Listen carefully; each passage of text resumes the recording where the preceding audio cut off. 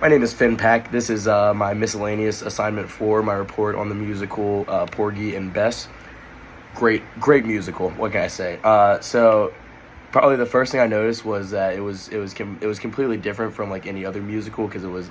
I mean, I don't even know if you would call it a musical because it might just be an opera because like all of the singing was very operatic, like the pitches were super high and the dynamics vocaled a lot. The dynamics varied a lot to reflect, you know, both the energy in the scene and the mood of the scene. And so like the music never stopped playing throughout the whole show. So it like started off with this xylophone that was like backed up by these horns and strings, and then the composer just never stopped composing, and there was no spoken lines. It was all just singing, which I think really made the emotions of the production kind of show through a lot more.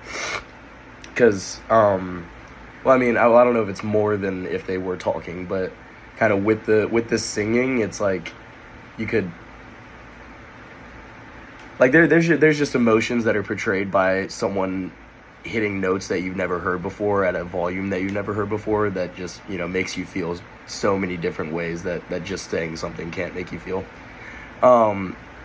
And so there were a lot of like solos when people are like, kind of like monologues, but you know, obviously not talking. They were just solos. But they just like they would bleed into these conversations with other people that would still be singing, and the music would, you know, if they were giving a sad monologue, it would slow down and become really light and a lot of strings and really high pitched horns and a little light xylophone. And then when it was energetic and they were, you know, smiling and dancing and laughing and singing, then it was, you know, you had all your percussions and your loud basses and you were really increasing the dynamics on all the instruments to kind of reflect that mood.